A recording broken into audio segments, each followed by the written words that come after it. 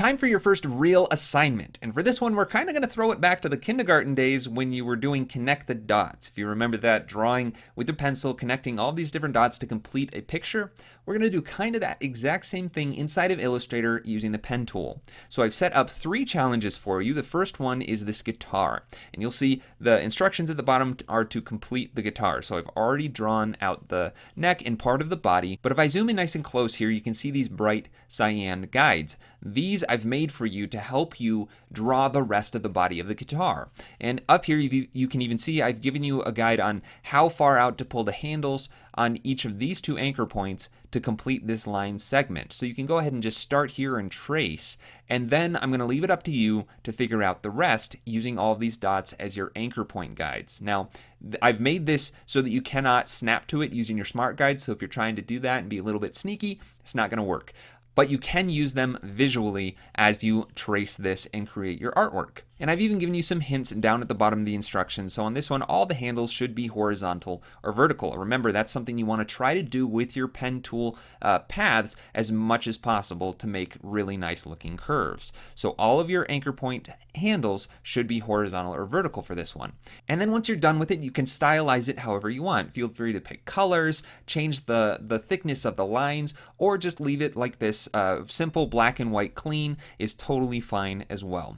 The second one is going to be this flower, and this one's a little bit more challenging because not all the handles are parallel. So you're not going to have everything perfectly horizontal or vertical. Up here you can see that this handle is not going to be perfectly vertical. So keep that in mind as you complete this flower. That one will be a little bit more of a challenge. And then finally we have the hardest of the 3 to draw this pipe.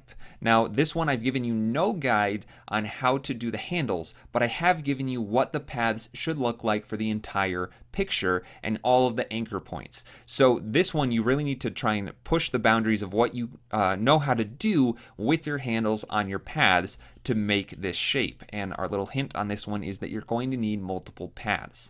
So once you've completed all of that, again, feel free to stylize all these however you want, but make sure you come over to the Layers palette, and right here, this top layer is the Guides layer, Hide Before Exporting. So before you go to export these for critique, just hide this layer, and those guides will disappear.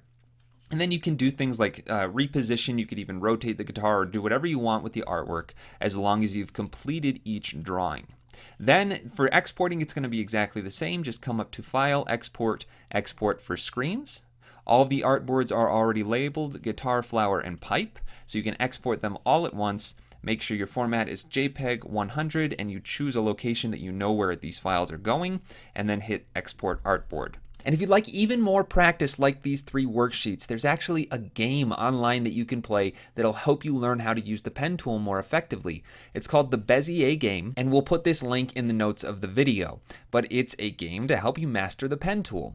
So I'm just going to start the tutorial, and it's very straightforward. It behaves a lot like Illustrator's pen tool. I'm going to click here, then click here, and click here, and the goal is to just trace the shapes, and you have all of these modifier keys accessible to you. So if you want to make perfect angles, this one's at a 45. I'm holding down shift this whole time. These ones are horizontal and vertical, and there we go. So the tutorial is going to guide you through how this game works, which again is going to be very familiar, very similar to Illustrator, but then you can do all kinds of challenges like a car and do your best to trace these, and you get scored based on how many points you use to trace the drawings. And the Bezier game calls these nodes instead of anchor points, but they're the same thing. So I'm just doing this very quickly so you can see what happens. But I'll finish this one off, and then it's going to tell me how many nodes or anchor points I used, and then the ideal solution has 9 nodes. So it's telling you this can be done with only 9 anchor points. So it's going to give you a chance to try again or move on to the next shape. This is really, really great practice, and it's actually fun. It turns it into a game, but you're getting better at the pen tool through it. And you might be thinking to yourself, that sounds pretty doable. I think I can handle that. Well, that's actually just your warm-up. Now, the actual assignment is going to be tracing sketches just like I did with that bear. So I've gone ahead and made 5 different sketches by hand with pencil and paper that I'm going to give to you, and you will be tracing them. So have a look at these. This is what we have. So we got this plant in a pot, hot air balloon scene with some clouds, a cactus, this little old school van, and then another character, kind of like fox looking animal, kind of like the bear that I made.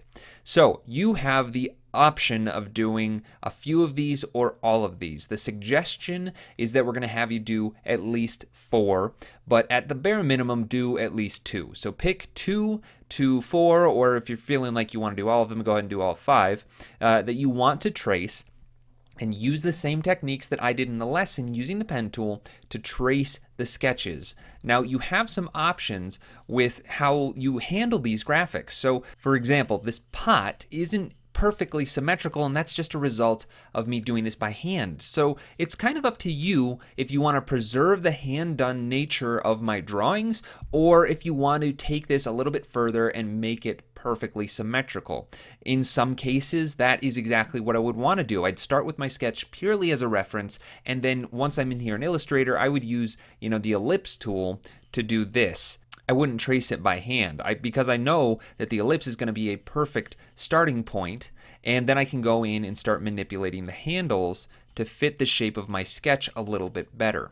And you're definitely going to have to take some liberties, because if you take a look down in here, my lines were kind of getting all jumbled and mashed up together. So, that's something that, again, I would have to figure out once I'm at this stage. The sketches are really purely just for reference, and once they're inside of Illustrator is where I would make the final decisions of exactly how they would look. And the same thing goes for this hot air balloon. Again, these lines are not perfectly symmetrical, and in reality, a hot air balloon would probably be very symmetrical. So it's up to you, again, if you want to make that perfect or stick to the hand-done look. That's totally fine if you want to go that route.